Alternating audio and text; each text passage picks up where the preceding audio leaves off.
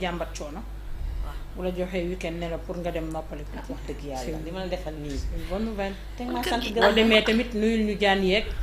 bu fàtte ñoom Nabou Matta daw ma ci jaan yi ñëpp nuyu Toubacouta laa jëm. waaw kañ ñëw Kër Saalum nga ñu demoo fële. waaw demoo ci demoo ay ci jaan jaan. demoo ci ay jasit. waaw alhamdulilah rabbil alamin. xalaat chaise anglaise. waaw foog naa ragaloo zèbre daal zèbre. ak girafe. mais war yow loo nekkul ci poil. Australie. man lépp xalal poil ak les rampants waxuma ci dara. li nga gën a bañ nag moom laa gën a bëgg. wala suñu dëkk dina xaw a metti de. maman yow duñ dëkk. ah loolu moom yàlla dogal na ko duñ dëkk. jamais de la vie. ah ñoo bokk teene de. waaw déedéet. ñu war a bàyyi xel ñu nuyuwaale Demba Sissoko bu waaw baax a dem baax. si soxo sa kër a nekk nii sama kër nekk nii kii nekk ci digg bi. ñu ci bàyyi xel. Pa Ousmane nekk ci ginnaaw. déedéet man sama bos dama koy maye mu koy jaay dëkkuma ak yéen. ah man maa dëkkut ak yéen bu Nabou rosé ngeen di daw di xool. ñu yekkee sa di kër rosé lan la di rosé fii di naan ataay fii di njarum soow fii maa ko def dëkkuma ak yéen.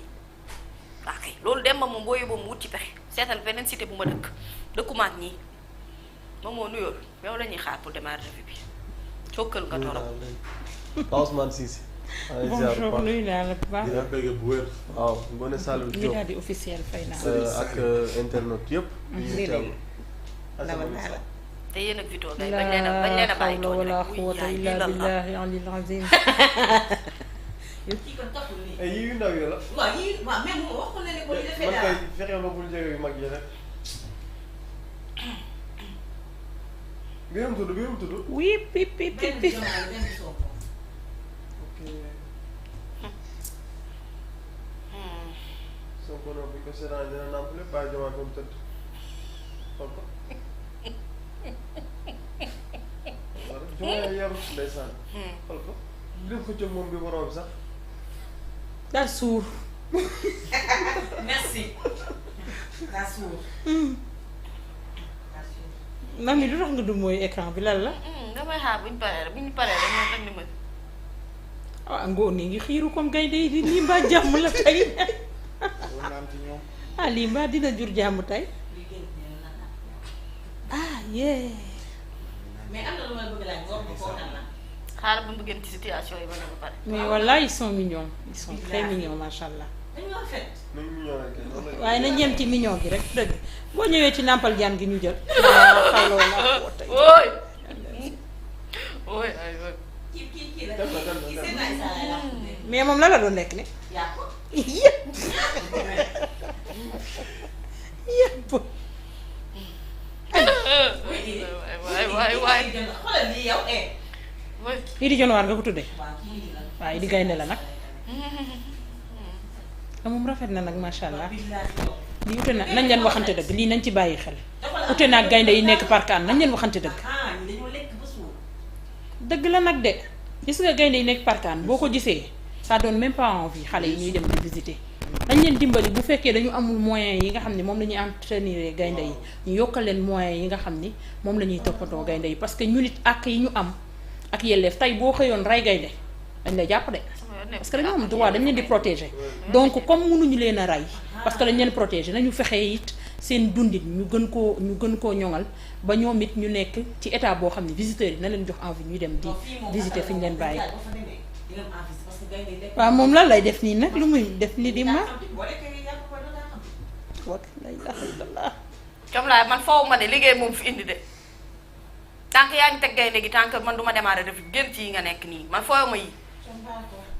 xanaa nga ñëw ci gaynde yi rek kii. déedéet kii jaan yi. déedéet waaw wuy ma kii moom saay saay baa lii mën nga ko xool wuy ko. kii mooy kan moom ci ñoom. wan ma kanam ma xool. koo tuddee kii yow. golo la. regarde-moi golo tuddee naa jom ay gaynde gu ndaw gi tuddee Sonko gaynde gu ndaw gi beneen gaynde bu mag ma tuddee ko Seydina Issa Laye gaynde bii nga gis ma tuddee ko Idy Dione waa léegi kii koo ko tuddee golo de yàq rek la mën sama xel am na ci kum dem. ami d'enfance. déedéet yaa koy tudd. golo de yàq gat la.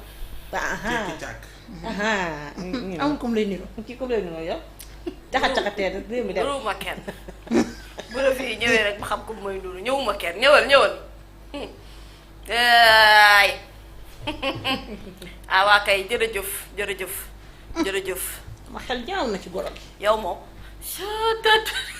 coom laay waaw bu ngeen bëggul ma refi am problème. ma wàcc sax ma dem moo gën nit ñaa ngi lay xaar. non. waa wala kañ ko moo ñëw Medoune refi Mbengue rek. ki nga wax sax man kooku laa ko tuddee woon. kay. ki mu wax kooku laa ko tuddee demal. yow moom yow. Babacar Ndiaye wax na la tudd. yow moom. waaw man mii kook la. non man mi sax moom laa ko tuddee. ay waaye kii ma ne. altine moom la tey Amika. le fukki fan ak juróom-benn ci weeru juin atum 2025 yow moom yow. bàyyi ngeen ne diggante sénégalais yi ak waa kër Trump yi dafa mel diggante bi neexul de comme asamaan su xiin rek. xam nga bu asamaan si xiinee tubaab danaan saltan moo am. Trump mii nag li mu def mooy dafa jël li nga xamante ne moom mooy anti immigration yi dëgëral ko ba mu dëgër kii li mu def nag dafa am sax lu ko gën a firndeel nag mooy vidéo wu Cheikh Fall mii nga xam ne la vidéo est devenue virale dañu ko arrêté en plein tribunal par les agents de l'ICE comme moom nag immigré irrégulier yi nga xamante ne dañ leen di rafler à la porte de salle d'attente ou salle d'audience yi nga xamante ne moom moo nekk foofu ci tribunaux yi seen dossier bu ñu ngi leen rejeté rek automatiquement rek dañ leen di paqueté ñu ne itam bannissement le Sénégal parmi les 36 pays menacés d'interdiction de voyager aux États-Unis toog leen ci réew mi États-Unis bëgguñu ngeen dem seen réew toog leen seen dëkk bu ngeen toogee seen dëkk lu mu metti metti kenn du leen dàq kenn du leen paqueté kenn du leen rafle kenn du leen delloosi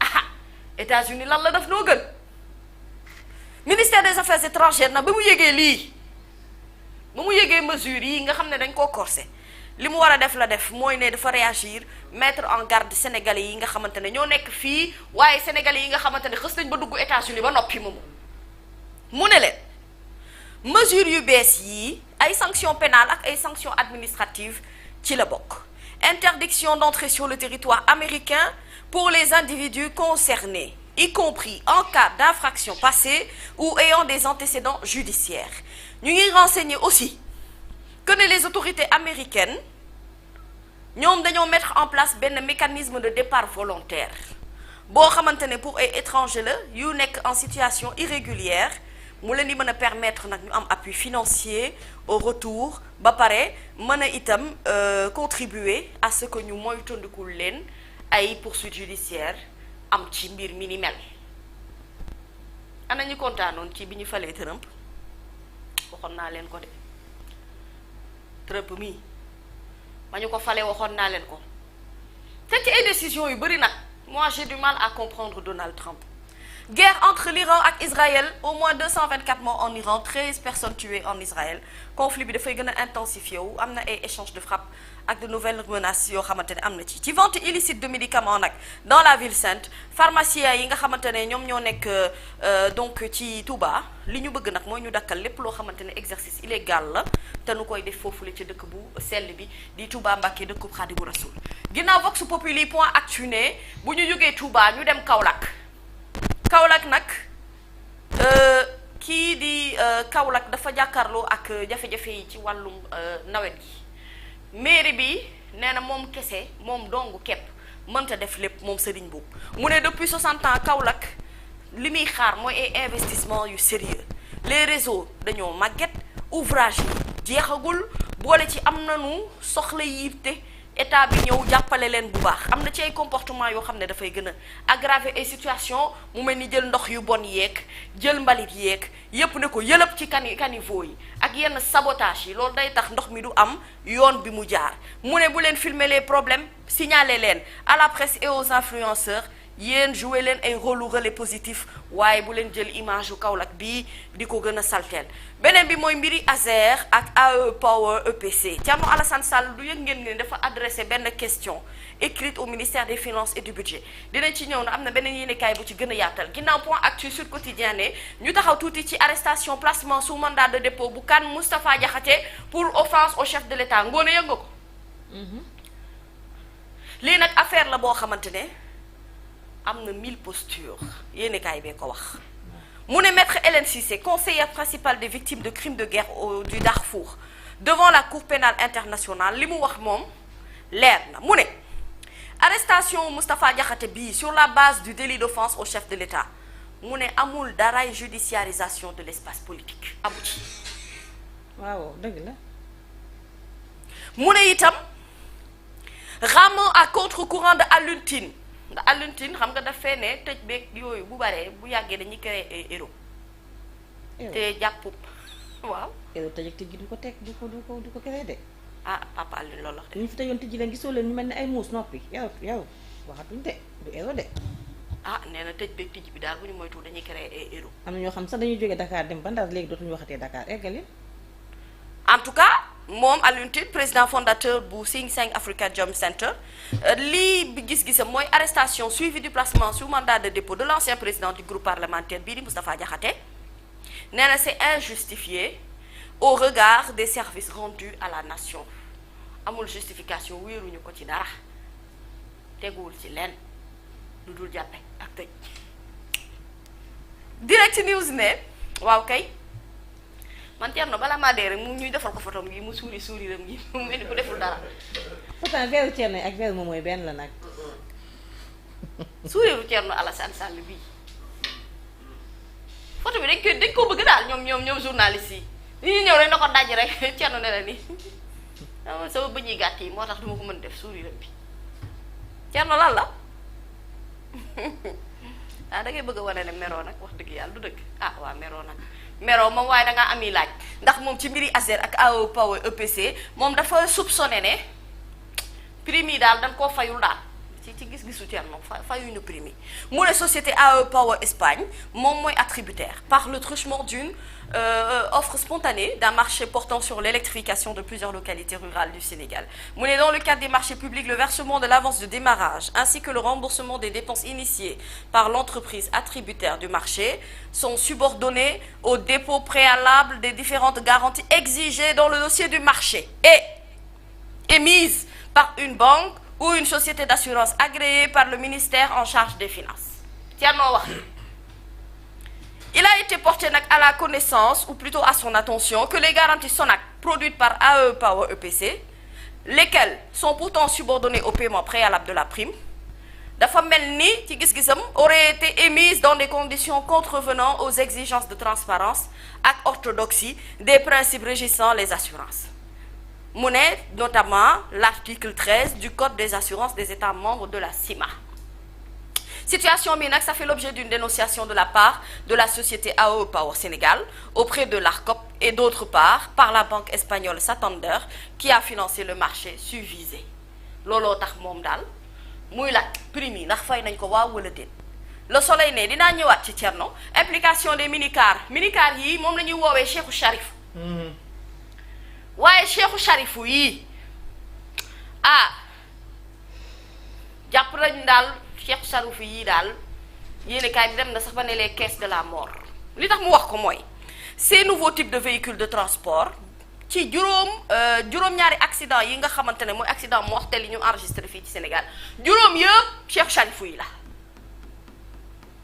ñoom minicar yu bees yi li koy waral mooy non seulement dañuy modifier nombre de sièges bi ndax minicar bi ñuy woowee Cheikhou Charifou 15 places la war a am. waaye ñoom fexe nañu ba Cheikhou Charifou di yab 19 places 19. te bu ñu defee loolu nag ba noppi dañuy ciy boole nag tali bi moom dañuy fërërër yi rek excès de vitesse boo xamante ne kenn xamul nu mu yam non seulement yow def nga surnombre mooy ne yamoo ci liñ place yi nga yam waaye boole dëkk ci tali bi rek di daw.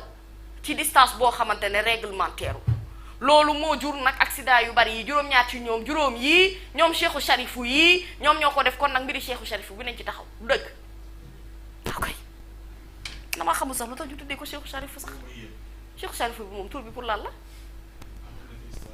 waa Cheikhou Charifou nag moo dëbbul Sénégal moom yéen a ngi fàttali ko Cheikhou Charifou yéen Cheikhou Charifou de toj na ay Sénégal yow Sénégal dañoo bëgg ay Messi moo tax it les Échos mu ne indice des chiffres d'affaires dans la construction Sénégal am na lu ne yéen a ngi fàttaliku bi vay de di ñëw Sénégal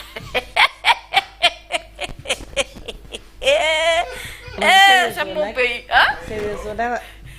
ngoone bi fay di ñëw Dakar. ci la El Hadj Ndiaye demee woon aéroport tamit.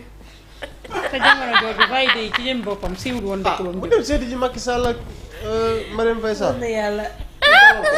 dëkk ba mu jógee. Macky Sall xamuñu ko woon ñu bëri xamuñu ko woon moom. fay di ndeysaan. est-ce que ca la doom ja solee xaftaan ba taxaw. Macky Sall génn doomi ragal leen rek fay dee ñu photo xam nga ne réew mu feebar mun tawee su lool. walaay fay di Vaiday. ndeysaan. waaw fay lu ko andi woon Sénégal tamit. ah yee. kan moo ko andi. mais série fay di bi dafa ñun amul ñoo ko doole fii di. jàppoon star mais foofu xam nga ñoom nag dañoo bëri. ah mën nga faa judd foofu nekk moom fa lu star am ba star jeex te kenn du la imam xam. Malini tuwarkal xam nga nag histoire Indo ak Sénégal dafa yàgg nag ndeysaan temps yi cinéma doon cinéma ndeysaan sama yaay daan na ma nettali ne ma moo sam papa dañ daan ànd dem seetaani film Indo mu ne dañ daan jooy ba wat te xam nga film Indo da ngay ji kuuy da ngay dégg rek tuuy waaw tuuy am na. pa dara non allo Bombay maa ngi koy nuyuwaale. mu ngi Allo Bombay ba tey gis mi ngi koy def waxoon na ma invité sax DTV comme ça ñu waxtaanee parce que dañu daje woon ci benn. fu ngeen di waxtaanee Indo ambassade Inde moo ñu invité woon. ci seen fête indépendance Allo day Bombay. bi ñu dem fa gisante ak ambassadeur bi ak yëpp. ba dañu may sax ñu ñëwee. ma vraiment dañu may ay bourses yoo xam ne dañu war a dem Inde. demal Inde neex na de ma ne di nga dem dëkk bu guus émission baa ngi te dëkk boo xam ne nu leen neex la nuy dawee waaw. di nga lekk ci street food yi. ma ne ko nga yëg seen tuk-tuk déedéet. te lekk ci street food bi waaw nga bàyyi ci xel rek. tubaarkàlla microbe nga daal di ñëw ci feebar Ah? feebar bu ne.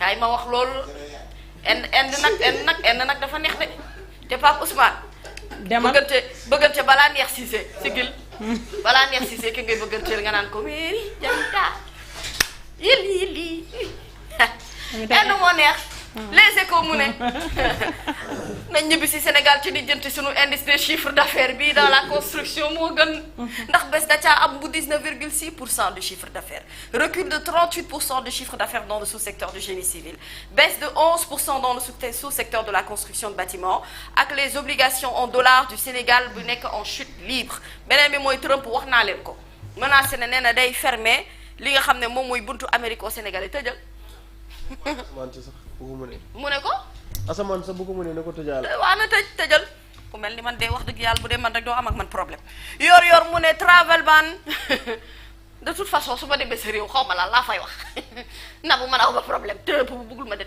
États-Unis c'est pas grave de toute façon dégguma ci hello good morning aw ma ci problème araam wax dëgg yàlla ne bu dee loolu rek na man la ngaamu ci suñu partenaires yi dem umra ji dem màkkatal bu karam foofu kenn tëju porte ah buntu yi kenn tëju ko déedéet.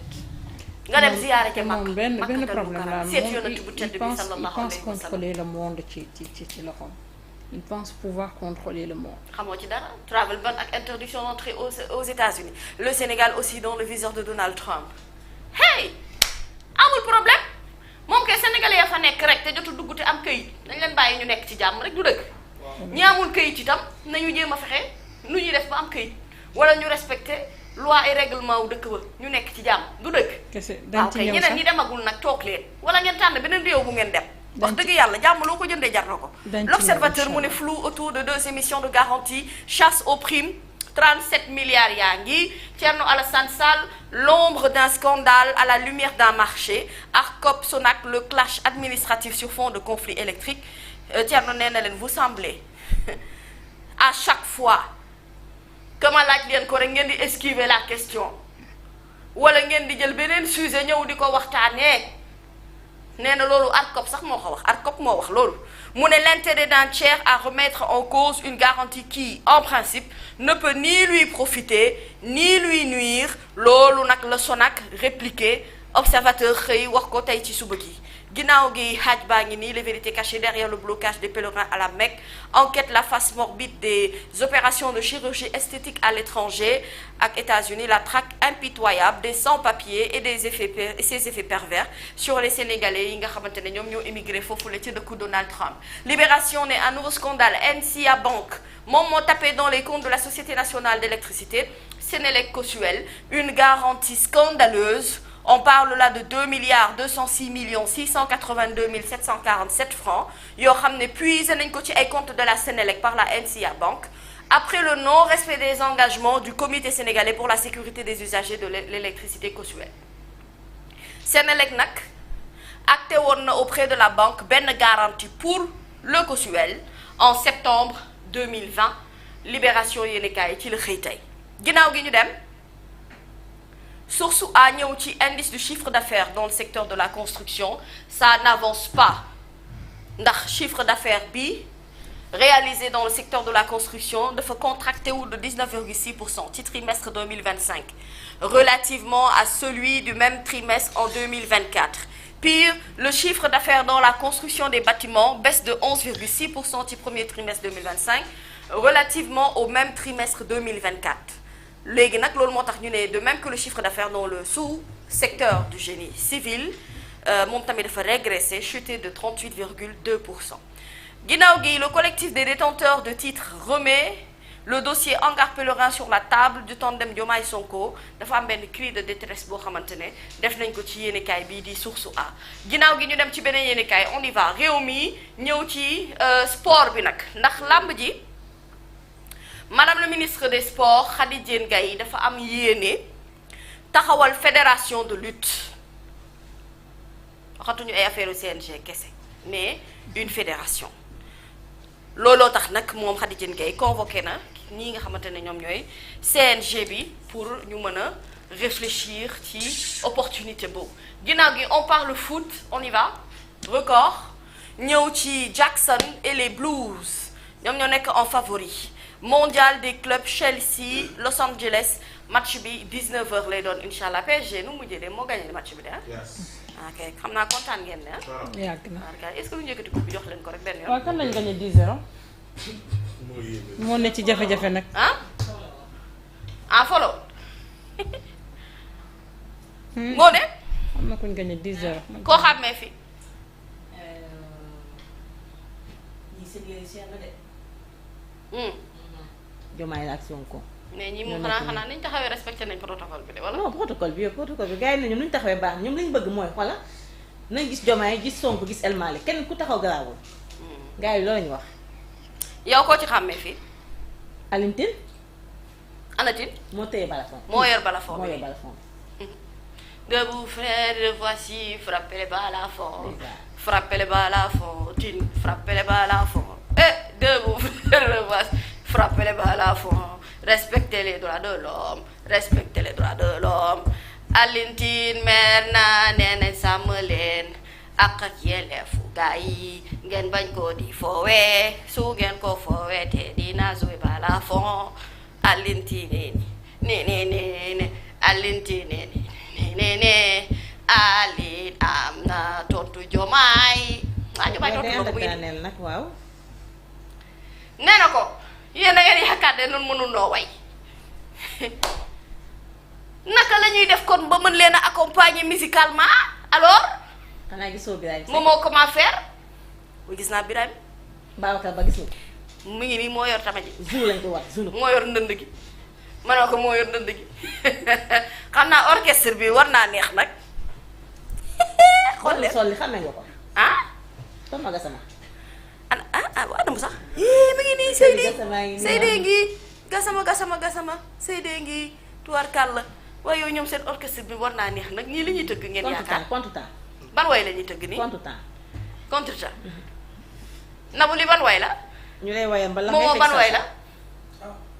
est-ce que nekkuñ ci tëgg daal ji fan lu bees wala lu moom. lañu rek adduna ak la ci biiram bu demee ba xam bul fàtte fàtte fan la cosaan ban mu lay wax. ban la ba gi lay capitaine. mu ne. xale bi fa mu ne. xale ndox teen. ndoxuti ay xale. Ahmed Za waaw moom rek lay waroon def lead vocal bi nag. yee moo mën a way lii. orchestre bi non est-ce que woy boobu la. wëndeelu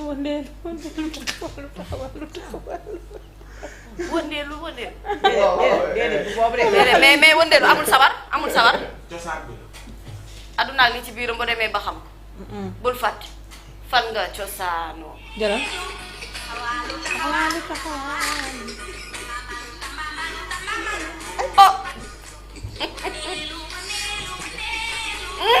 xaaral defal ndànk mooy bi aka neex taxawal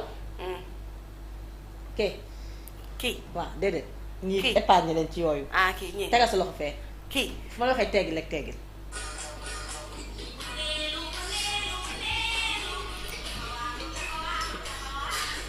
tambambalu